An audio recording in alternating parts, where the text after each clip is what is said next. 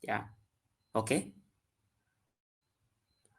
Dikatakan demikian. Mari kita lihat penjelasan dari Catholic Answer, dikatakan begini.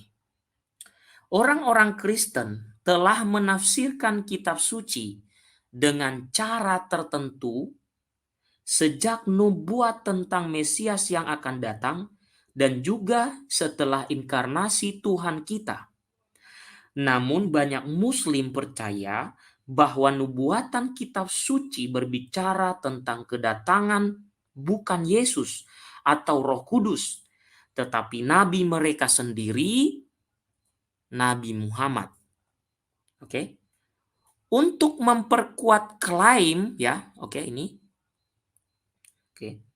Mereka bahwa itu adalah meramalkan kedatangan Nabi Muhammad, maka para pembela Muslim sering mengambil dua atau satu ya atau beberapa perikop dari Perjanjian Lama dan juga dari Perjanjian Baru.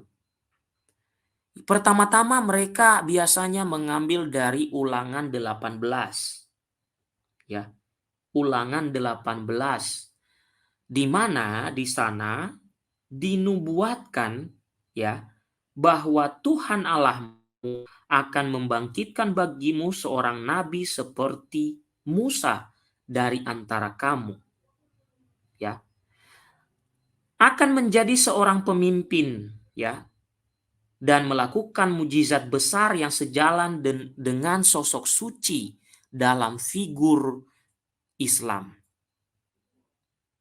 Mari kita lihat apa sih yang dikatakan di dalam ayat itu, terutama di sini. Tuhan Allahmu akan membangkitkan bagimu seorang nabi. Oke, saya lihat dulu kedengaran nggak suara saya ya Bapak Ibu. Tolong diberitahukan kalau tidak kedengaran ya. Oke, sayang nanti kalau ini. Oke, kita baca yang ini. Tuhan Allahmu akan membangkitkan bagimu seorang nabi seperti aku dari antara kamu, dari saudara-saudaramu.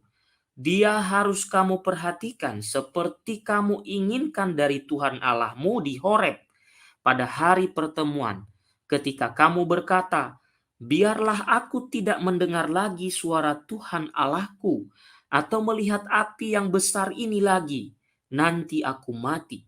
Dan Tuhan berkata kepadaku, mereka telah mengatakan dengan benar semua telah mereka katakan. Aku akan membangkitkan bagi mereka seorang nabi seperti kamu dari antara saudara-saudara mereka, dan aku akan menaruh kata-kataku di mulutnya, dan dia akan berbicara kepada mereka semua yang aku perintahkan kepadanya.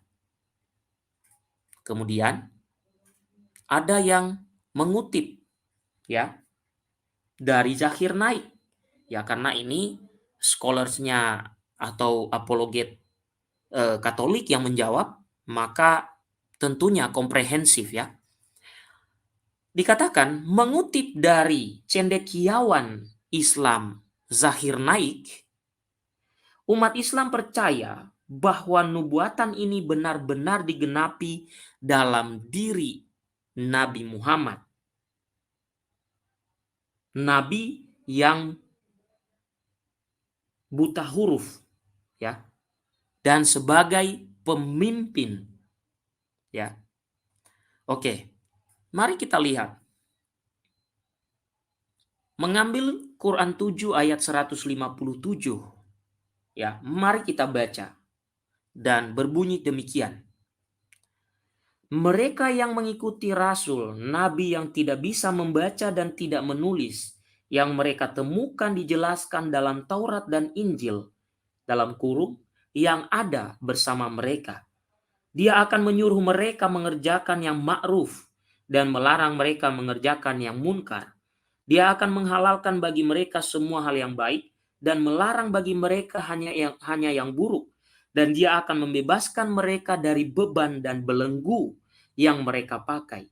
Kemudian orang-orang yang beriman kepadanya, menghormatinya, membantunya, dan mengikuti cahaya yang diturunkan bersamanya, mereka itulah orang-orang yang beruntung. Tetapi, Bapak Ibu, oke, tetapi nabi yang akan dibangkitkan seperti Musa jelas-jelas adalah Kristus. Oke? Oke, tetapi nabi yang dibangkitkan jelas adalah Kristus. Mengapa? Disampaikan alasannya di sini. Oke. Paralel yang menakjubkan hanya cocok dengan Yesus. Misalnya konteks saudara menunjukkan bahwa nabi akan berasal dari garis keturunan Yahudi. Ini menjadi jelas dalam Galatia 4. Dikatakan demikian. Tetapi, ini ya Bapak Ibu ya.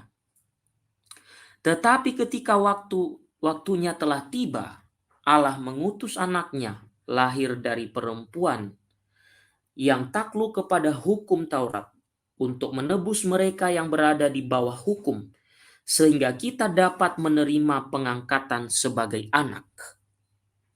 Selain itu, di banyak ayat kitab suci, ya, Kristus menyebut dirinya sebagai seorang nabi, mencatat bahwa orang banyak juga percaya bahwa dia salah satu dari seorang nabi yang diutus Tuhan.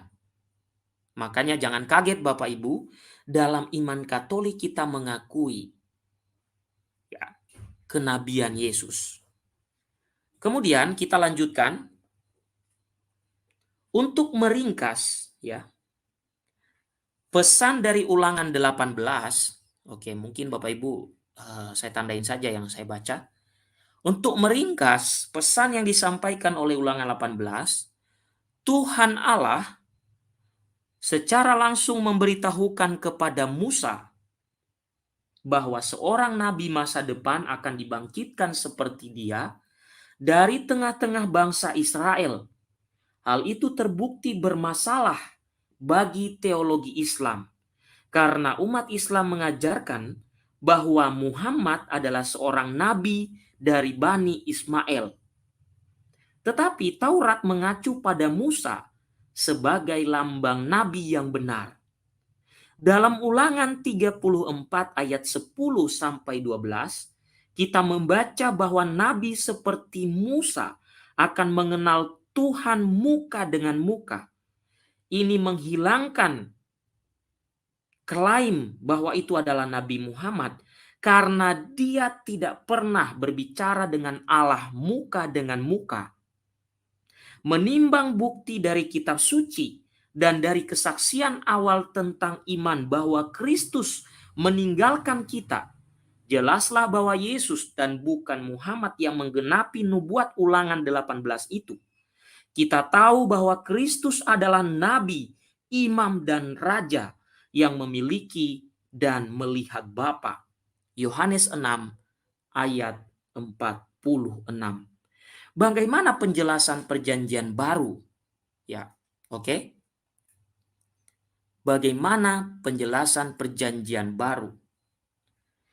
Satu bagian yang diklaim Muslim meramalkan tentang kedatangan Nabi Muhammad adalah di dalam Injil Yohanes. Jadi bukan hanya satu yang mereka klaim Bapak Ibu.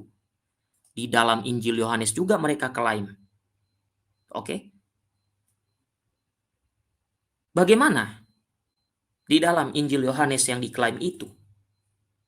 Ya, mari kita lihat. Saudaraku Ignatius, sebentar ya, saya selesaikan dulu bagian ini. Dikatakan demikian. Dan aku akan meminta kepada Bapa. Oke, ini ya. Dan aku akan meminta kepada Bapa, dan Dia akan memberikan kepadamu seorang penolong untuk menyertai kamu selama-lamanya, yaitu Roh kebenaran. Dunia tidak dapat menerimanya karena dunia tidak melihat dan tidak mengenalnya. Tetapi kamu mengenal Dia karena Dia tinggal bersamamu dan akan ada di dalam kamu. Pada siaran langsung Facebook baru-baru ini, oke, Dr. Sabir Ali ya mengklaim bahwa Muhammad adalah penasehat masa depan yang dinubuatkan untuk diberikan kepada orang-orang. Tetapi Injil Yohanes memberikan identifikasi siapa penasehat yang dimaksud.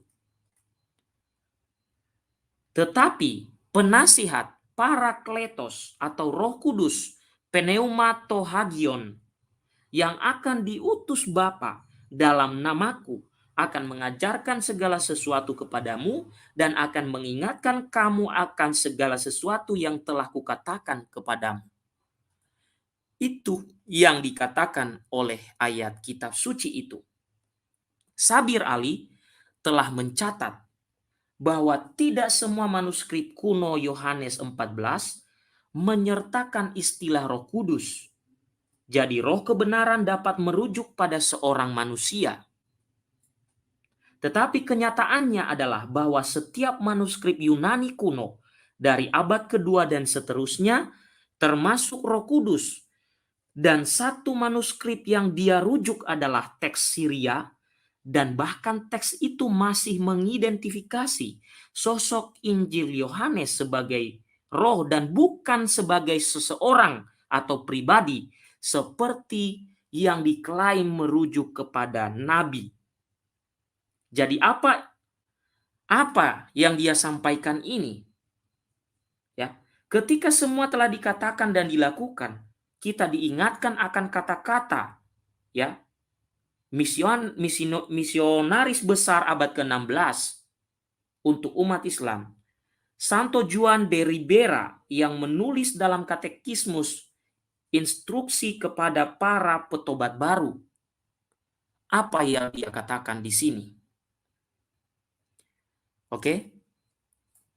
Dia, dalam kurung Muhammad, tidak membuktikan sekte barunya dengan motif apapun, atau dengan mujizat supernatural atau alasan alami, tetapi malah memperkenalkan ini dengan kekuatan senjata, kekerasan fiksi, dan kesenangan duniawi.